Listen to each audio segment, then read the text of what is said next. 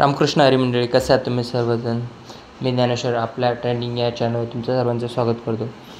खूप दिवसानंतर आपण व्हिडिओला सुरुवात केली आहे. आषाढीची वारी संपलेली आहे. पालखी दिंडी पुण्यात परत देहू आळंदीत वापस आलेली आहे.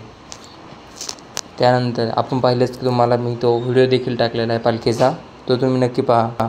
संत तुकाराम महाराजांच्या पालखीचं दर्शन घेतलं आहे कालच मी, आणि आज मी व्हिडिओला सुरुवात केली आहे. चला तर मी आज कामिका एकादशी विषयीचा व्हिडिओ घेऊन आलो आहे. कामिका एकादशी म्हणजे आजचे 31 जुलै 2024 रोजीचा आज ही कामिका एकादशी आहे. या दिवशी नेहमीच्या एकादशीसारखीच पूजा करावी, उपवास करावा, श्रीहरी विष्णूंची पूजा अर्चना करावी.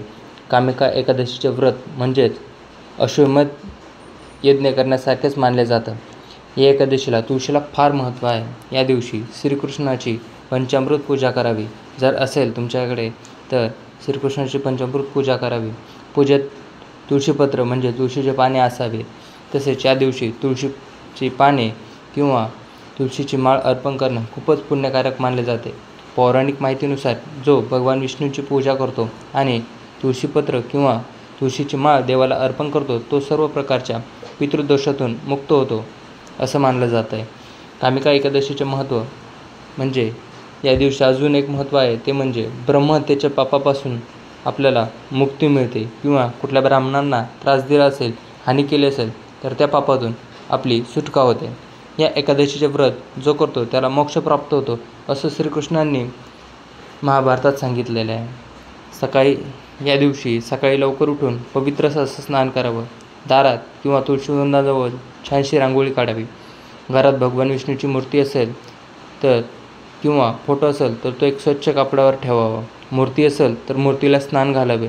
श्रीकृष्णाची मूर्ती असेल तर तिला देखील स्नान घालावे. त्यानंतर तुपाचा दिवा लावावा. तुळशीची पत्र किंवा तुळशी पाने अर्पण करावे. शक्य असतील तर हार किंवा फुले देखील अर्पण करा. मूर्तीला आवाहन करण्यासाठी भगवान विष्णूला समर्पित मंत्राचा जप करा. त्यामध्ये तुम्ही ओम नमो नारायणा, ओम नमो किंवा ओम नमो भगवते वासुदेवाय किंवा श्रीमन्नारायण नारायण हरी हरी किंवा श्रीकृष्ण गोविंद हरे मुरारी हे नाथ नारायण वासुदेव असं देखील तुम्ही मंत्राचा जप करून मूर्तीला आवाहन करू शकता. परत सायंकाळी परत एकदा भगवान विष्णूची पूजा करावी.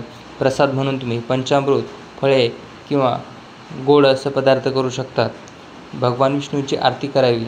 ओम जय जगदीश हरे, स्वामी जय जगदीश हरे. त्यानंतर ज्यांनी उपवास धरला आहे त्यांनी फळे खावी आणि दुसऱ्या दिवशी म्हणजे द्वादशीला या व्रताचे पारण करावे.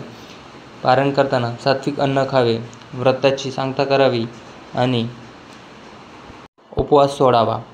तर चला तर ही होती कामिका एकादशीची संपूर्ण माहिती. जर व्हिडिओ कसा वाटला हे कमेंट करून नक्की कळवा आणि आपल्या अशाच नवनवीन व्हिडिओ पाहण्यासाठी आपल्या चॅनलला सबस्क्राईब करा. धन्यवाद.